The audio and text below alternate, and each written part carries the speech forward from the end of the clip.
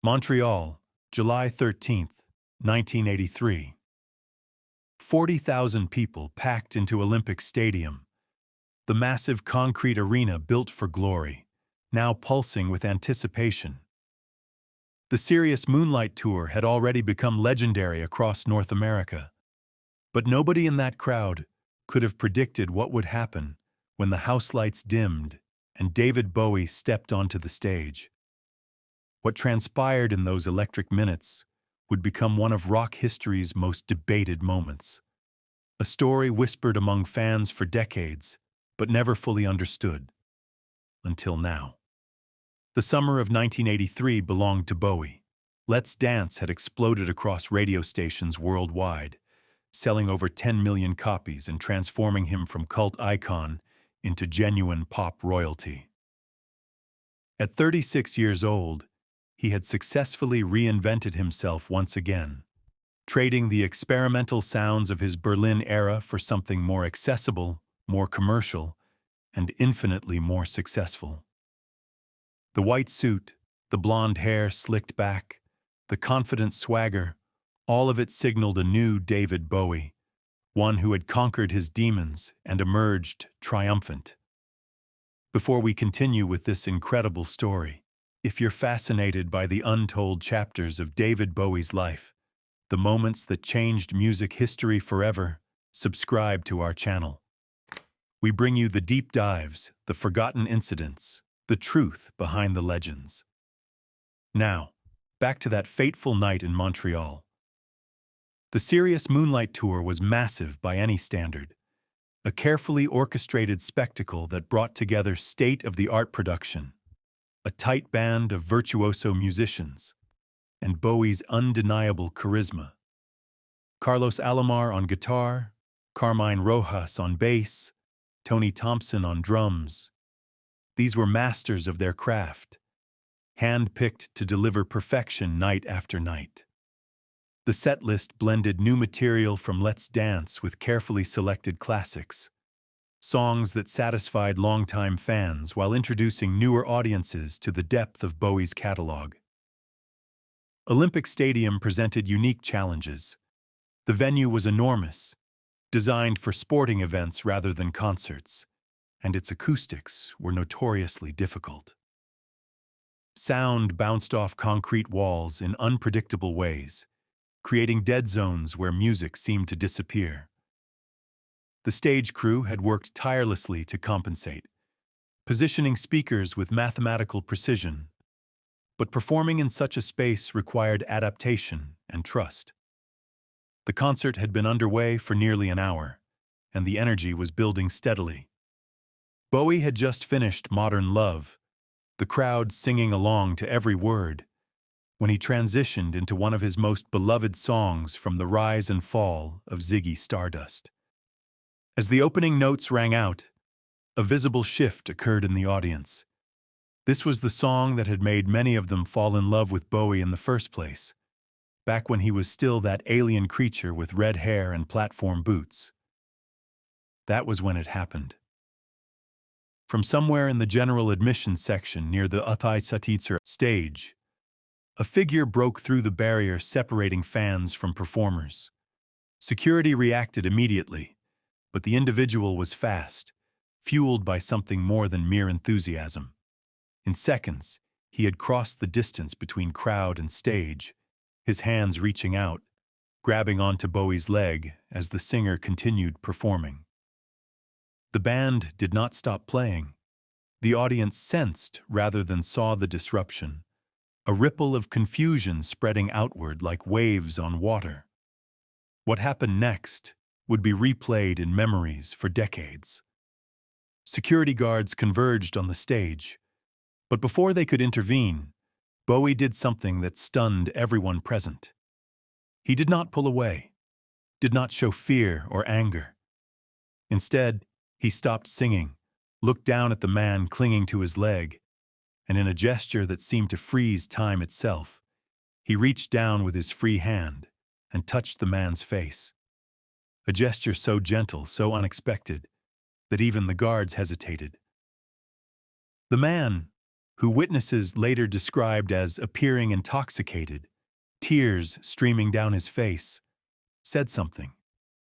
The words were lost in the ambient noise, but those closest to the stage saw Bowie's expression change.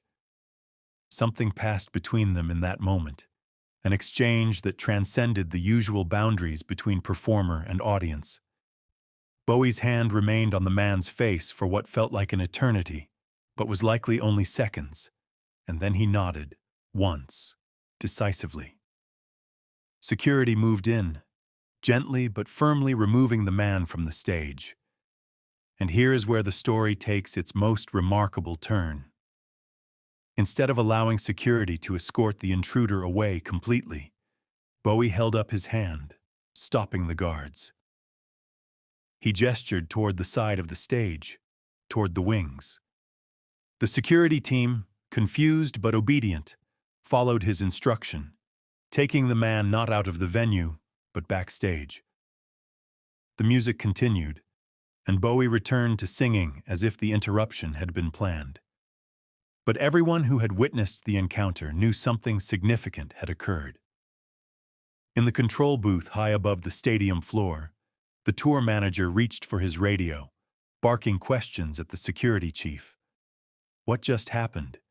Who was that man? Why did Bowie react that way? Backstage, in the organized chaos that always followed a Bowie performance, the mystery deepened. The man, whose name was later discovered to be Michael Theroux, sat in a corner of the production area, flanked by security, but no longer restrained. He had stopped crying, but his face remained flushed, his eyes distant. Meanwhile, in his dressing room, Bowie was engaged in the usual post-performance routine. But those who knew him well noticed something different in his demeanor. He was quieter than usual, more contemplative, and he kept glancing toward the door. Carlos Alomar, who had been Bowie's musical director and close friend since the mid-70s, finally asked the question everyone was thinking. Why did you stop? Why did you react that way? Bowie, pulling on a fresh shirt, did not answer immediately. When he finally spoke, his words were measured.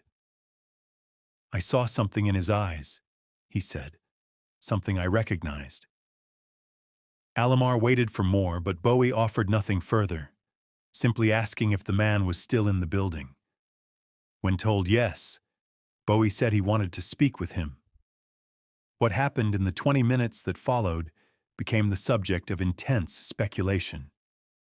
Bowie, accompanied only by his personal security chief Marcus, walked to where Theroux waited. Marcus later recounted that Bowie asked to speak with the man alone, a request that violated every security protocol. Marcus refused at first, but Bowie insisted, and eventually a compromise was reached. Marcus would remain in the room, but at a distance. Theroux seemed to recognize the magnitude of what was happening. His earlier intoxication appeared to have dissipated, replaced by something resembling shock. Bowie pulled up a chair and sat across from him, close enough that their knees almost touched. He did not speak immediately. They simply sat there, two men surrounded by the ghost echoes of music, existing in a bubble of quiet.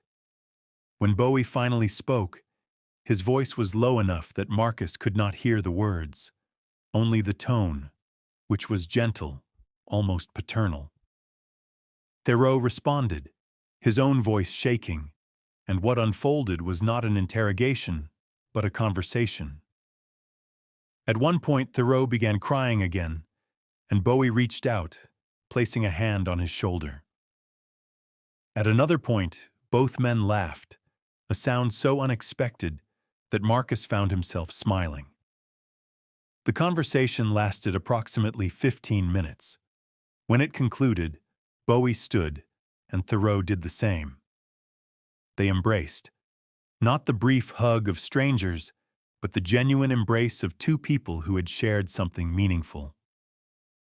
Then Bowie turned to Marcus, and gave an instruction that would become one of the tour's most carefully guarded secrets.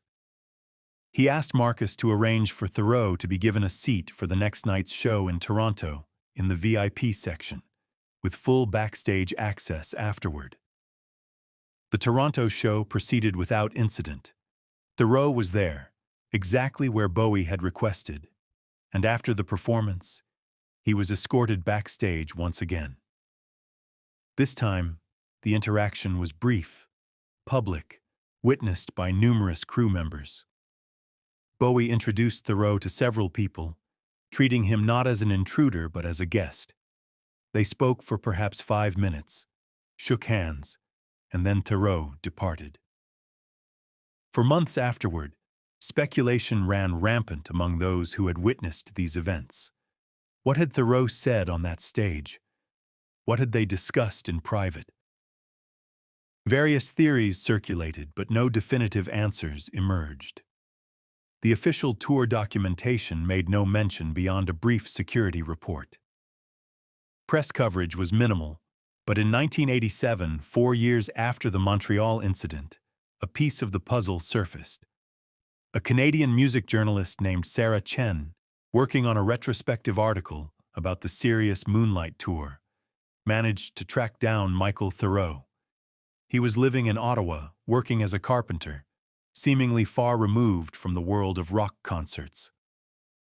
Chen approached him carefully, and to her surprise, Theroux agreed to meet, though he insisted the conversation be off the record. Over coffee in a small cafe, Theroux told his story. He had been 24 years old in 1983, struggling with demons that felt like drowning in deep water with no surface in sight. His father had died 2 years earlier, suddenly, a heart attack at 52, and Theroux had not handled the loss well. He drank too much, worked sporadically, drifted through days that blurred into months of grayness. Music had been his lifeline, and David Bowie's music in particular had become a language for feelings he could not otherwise express. When the Serious Moonlight Tour announced its Montreal date, Theroux knew he had to attend. He borrowed from friends, picked up extra shifts, and finally secured general admission entry. On the night of the show, he drank before arriving, trying to quiet the anxiety that had become his constant companion. The alcohol worked too well, lowering inhibitions, amplifying emotions. He did not remember deciding to rush the stage. What he did remember, with crystalline clarity, was grabbing Bowie's leg and looking up into the face of the man whose music had been his companion through the darkest hours. And in that moment, something broke open inside him. He started crying, words tumbling out. "I'm lost," he said. "I don't know how to keep going." What Theroux remembered next was the feeling of Bowie's hand on his face, warm and real. And in Bowie's eyes, he saw not anger or fear, but recognition, as if the singer understood exactly what Theroux was experiencing. That look, more than any words that followed, changed something fundamental in Theroux. It was not a cure, but it was a moment of connection that proved such connection was possible. The private conversation backstage had centered on survival. Bowie shared his own history of struggling with depression and addiction, the years in Los Angeles when cocaine had nearly destroyed him, the 1976 period when friends feared for his life. He spoke about the decision to move to Berlin, to work with Brian Eno, to focus on recovery and reinvention. He acknowledged that success and fame had not protected him from darkness, but that finding a way through was possible, that asking for help was not weakness, but wisdom.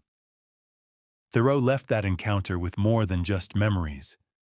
Bowie had given him several phone numbers, contacts for support services and therapists, resources that the singer himself had utilized.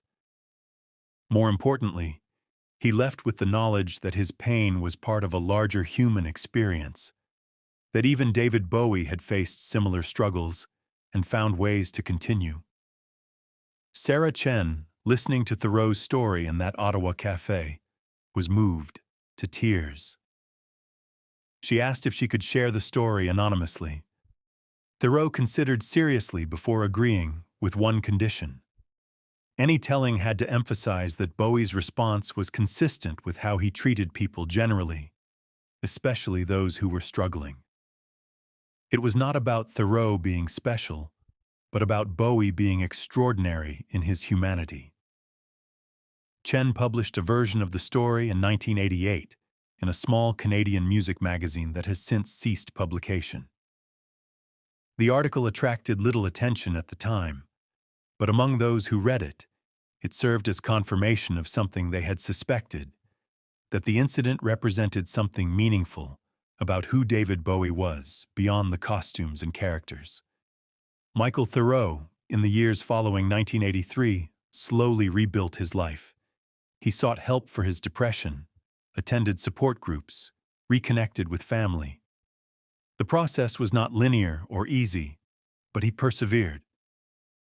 He married in 1991, had 2 children, continued working as a carpenter. He kept Bowie's music as part of his life, but rarely spoke about the Montreal incident, treating it as a private experience. When David Bowie died on January 10, 2016, 2 days after releasing Black Star, the world mourned the loss of an icon. Tributes poured in from musicians, actors, writers, fans.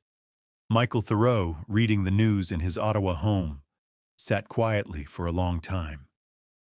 His children, now adults, asked if he was all right, and he told them the story he had kept mostly private for over 30 years. The story of a night in Montreal when he had been lost, and a famous stranger had shown him kindness. The following week, Theroux traveled to Montreal, returning to Olympic Stadium for the first time since 1983. The venue looked different in winter light, less imposing. He walked around its perimeter, trying to reconstruct the geography of that night. But memory and reality did not quite align. What remained constant was the feeling of Bowie's hand on his face, the look in the singer's eyes, the sense of being seen and acknowledged. Theroux made a decision then. He reached out to Chen and offered to go on record, to attach his name to the account. He was older now, less concerned with privacy than with contributing to the full picture of who David Bowie had been. Chen agreed to revisit the story, and together they crafted a more detailed version. The updated article appeared in early 2017, published online and picked up by various music sites and Bowie fan communities. Response was immediate and overwhelming. Hundreds of people reached out, sharing their own stories of encounters with Bowie, moments when the singer had shown unexpected kindness. A pattern emerged, a portrait of someone who had never lost sight of the fact that his audience was composed of individuals, each carrying their own struggles. Among the responses was a message from Carlos Alomar, confirming Theroux's account and adding details he had kept private out of respect for Bowie's wishes. Alomar revealed that the Montreal incident had affected Bowie deeply, that he had spoken about it several times in the weeks that followed, reflecting on the responsibility that came with being someone whose music meant so much to so many people. The Montreal story became part of the larger Bowie mythology, taking its place alongside better-known incidents of his compassion and advocacy. It added depth to the public understanding of Bowie, illustrating that his artistic evolution and personal growth were deeply intertwined processes. The man who could become Ziggy Stardust or the Thin White Duke was also someone who could sit quietly with a stranger in crisis and offer genuine compassion. For Michael Theroux, the renewed attention was initially uncomfortable, but he came to appreciate the opportunity to contribute to Bowie's legacy. He participated in a documentary about Bowie's impact on ordinary people's lives, sharing his story on camera for the first time. And he established a small charitable fund to support mental health resources, naming it in honor of both his late father and the singer who had shown him that survival was possible. Looking back across the decades, the Montreal incident reveals itself as a crystallization of something essential about David Bowie's relationship with his audience. He understood that the connection between performer and listener was not one-directional, that fans gave as much as they received. He had built his career on transformation and reinvention, on exploring different aspects of identity, and that exploration had given him insight into the struggles that others faced. When people ask what made David Bowie different from other rock stars, the answers typically focus on his musical innovation, his visual presentation, his willingness to take artistic risks.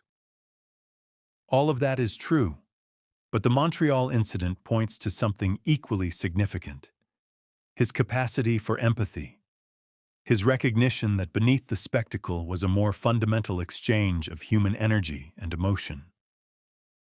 The 40,000 people in Olympic Stadium that evening went home with different experiences. Many never realized what had happened on stage. Others witnessed it, but did not understand its significance until later. And one person, Michael Theroux, lived through an experience that fundamentally altered his trajectory, that provided him with a lifeline when he needed it most desperately. Montreal, July 13, 1983. A drunk fan grabbed David Bowie on stage, and what happened next left 40,000 people stunned. The full truth took years to emerge, unfolding slowly through testimony and reflection. It is a story about crisis and compassion, about the power of recognition, about the ways that art and life interpenetrate. Most of all, it is a story about David Bowie being exactly who his best work suggested he was. Someone capable of seeing past the surface to the struggling person beneath.